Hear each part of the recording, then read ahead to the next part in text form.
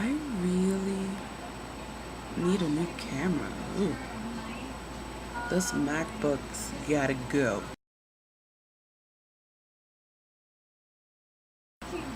Hi everybody. So today's video is gonna be hopefully brief and not as long as the other video.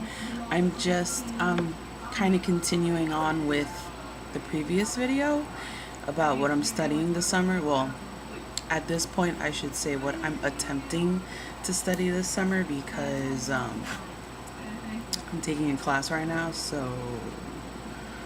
I have to study for that class too. It's kind of important, right? Gotta study for all your classes. Can't just focus on nursing as much as I'd like to. But I'm just gonna kind of basically read off the list of skills that I've been taught and tested off on that I should know.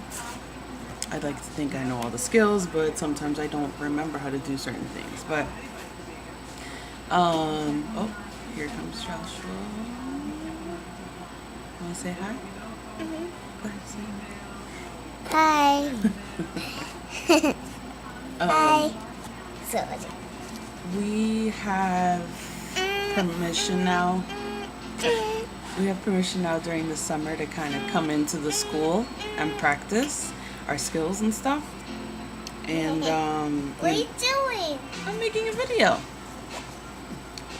And as nice as it is to have the opportunity, I don't know, I know for myself and some of the other students in my class, yeah, we're not stepping foot into that school until it is time for nursing 3. So I think a big disadvantage that my program has is the fact that when we learn a skill, we don't have like a set time, or like not set time, but something mandatory where you practice that skill in a skills lab.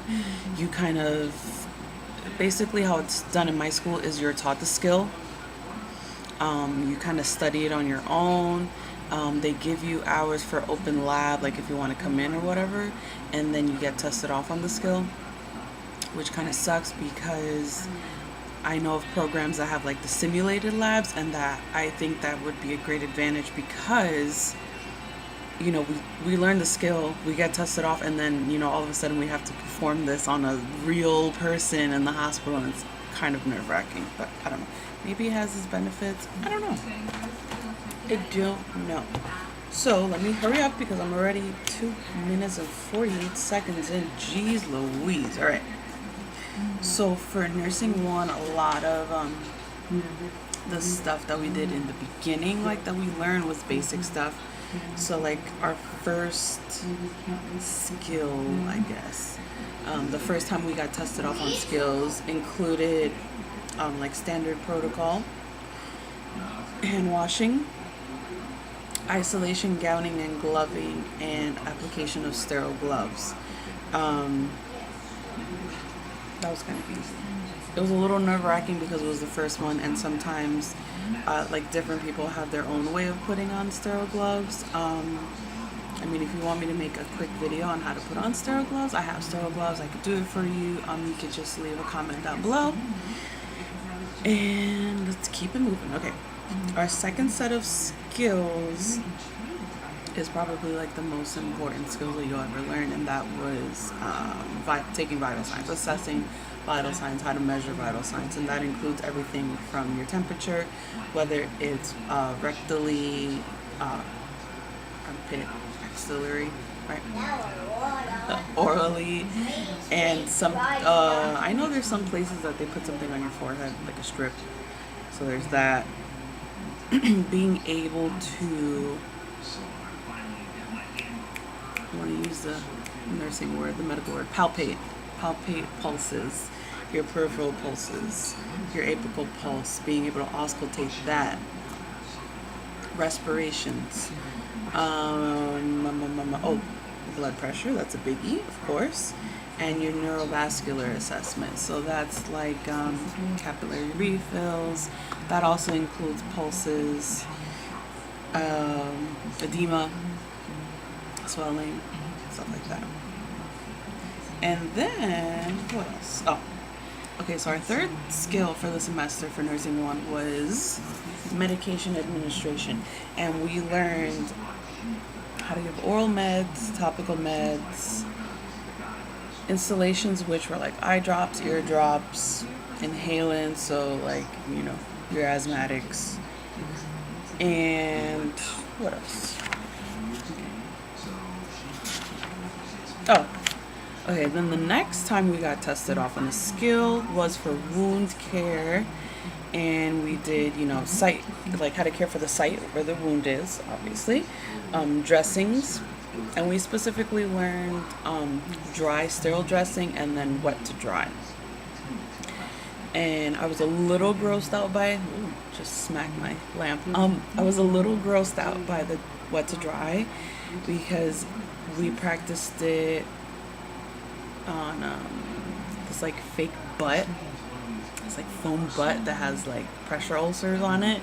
And with wet to dry, sometimes when you're trying to debride or like remove something from a wound, you'll do wet to dry. So the gauze will start off wet, and then when you like take it out, it's like dry and all the crud comes out with it. It's gross, but whatever.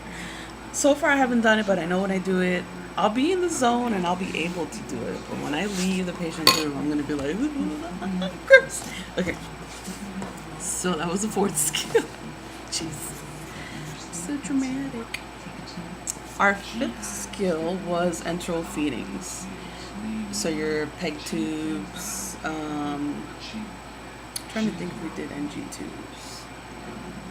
I don't remember. Okay, anyway. What it says here is bowel sounds assessment. So there's like a certain order you have to follow to assess the bowel sounds. And it basically, it's in the order of like the way your food travels in the colon. So like you would start in this corner first, like if, wait, all right, let's say I'm facing the patient, right? So this is the patient's abdomen. So I'm gonna go lower right quadrant, upper right, upper left, lower left. Because remember, in anatomy, everything is reversed, which makes for fun times.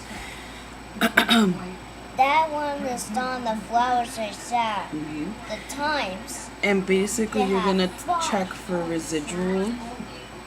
That's very important with enteral feedings, because if there's residual, that could mean that the tube or the source of however the patient's getting their food has either moved or they're being fed too much, which, you know, can happen.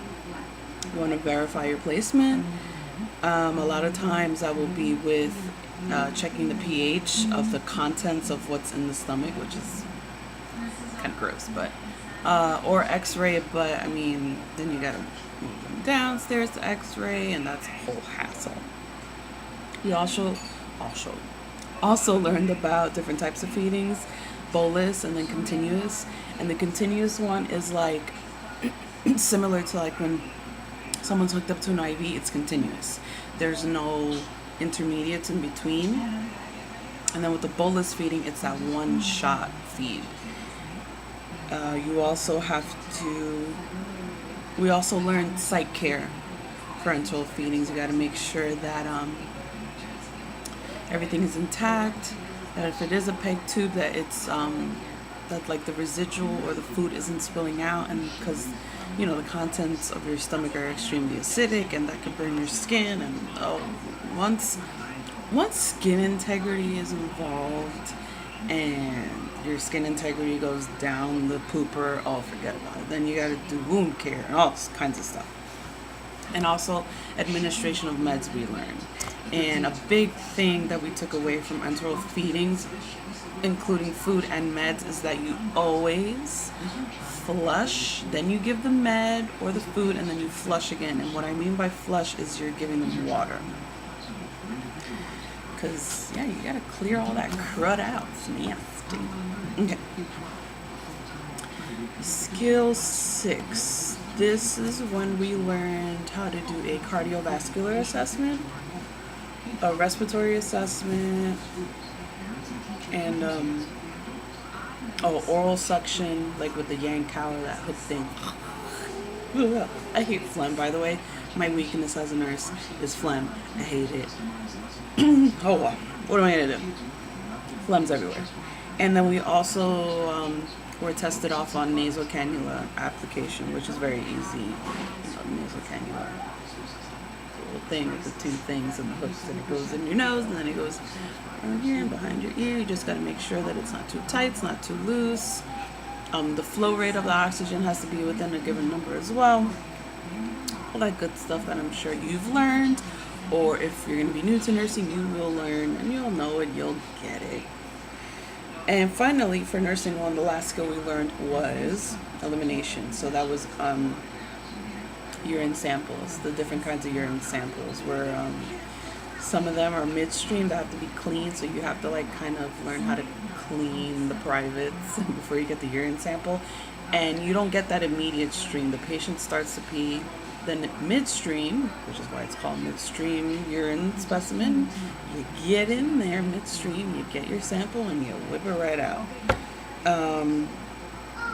Ostomy care, basically how to manage someone that has a colostomy, or any ostomy really, how to take care of the site, how to change the bags, all that good stuff. Ooh, I'm lost.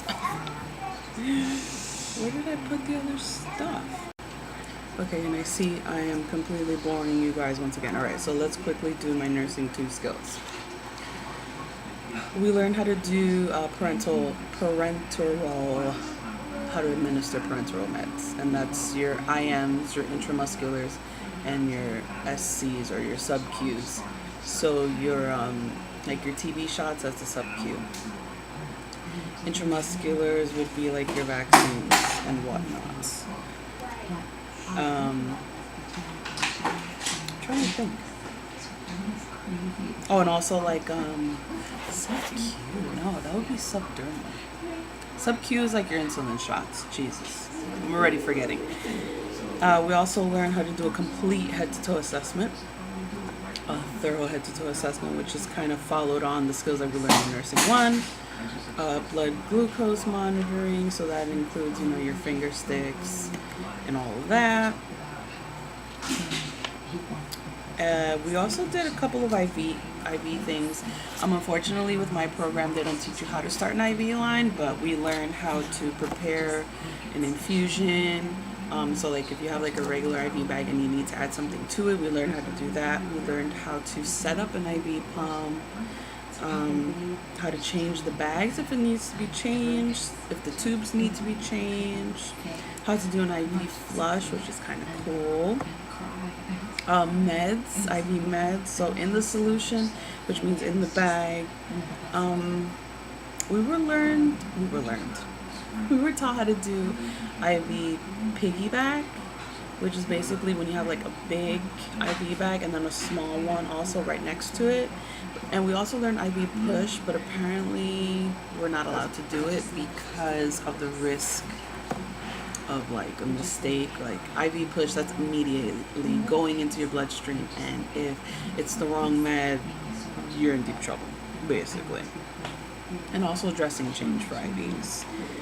Another skill that we learned that we're not going to be able to do, obviously because it's sketchy as all hell, is blood administration. But we kind of now know the protocols, like what to do.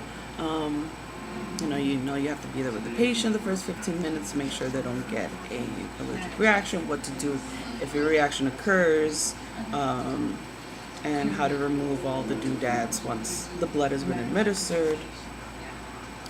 We also did NG tubes.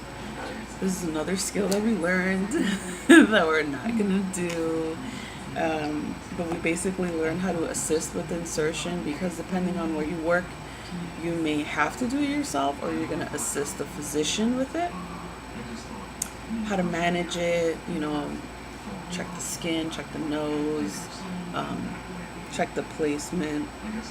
Irrigation, which is kind of like cleaning out the tube, making sure there's no clogs or anything like that. how to empty, if the NG tube is there for suction, like after surgery or what have you. You have to learn how to empty the drainage, which again brings in phlegm and other bodily things, which whatever, what are you gonna do? So we learn how to empty that. We learn how to remove an NG tube as well. And then our final skill, which is something that I think I've seen once so far in clinical, was chest tubes. How to assist with the insertion of a chest tube. And I know you're thinking like chest tube, like what you see in emergency room shows, and they're like, oh my god, this patient, they have a hemothorax, they have blood in their lungs, or collapsed lung, we gotta insert the chest tube, and they're cutting them, putting it in, or whatever. But the kind of chest tube we worked with was really funky. It had like 3 compartments to it, like one with air, one with water, and then the other one was going to collect whatever drainage. So that was kind of interesting. So we basically learned how to assist with the insertion, how to manage a chest tube, and then replacing the collection chamber, which is the 3-chambered thing I told you about. So I can say that for the skills that are not fairly easy, but that are used more commonly in the hospital, I feel pretty comfortable with, like doing vitals, checking for pulses, blood pressure, assessments, even giving insulin shots. That was by far the scariest thing ever. So there's certain skills that I don't want to focus on too much, but there's definitely others like the chest tube and the NG stuff that I really got to go over, because my luck would be my first clinical day, I have a patient with like an NG tube or like a chest tube, and I look at my clinical professor and I'm like, what do I do? Don't want to be that student. But again, I had promised a quick video and it ended up being a long video, so I apologize. But if you did get to watch, thank you very much. If you got bored midway, which is fine by me, I am boring. I try to make it as entertaining as possible. I basically listed all of the skills below, down on the bottom. And again, thank you for subscribing if you have, and thank you for watching if you did. And until next time, I'll see you later. Bye.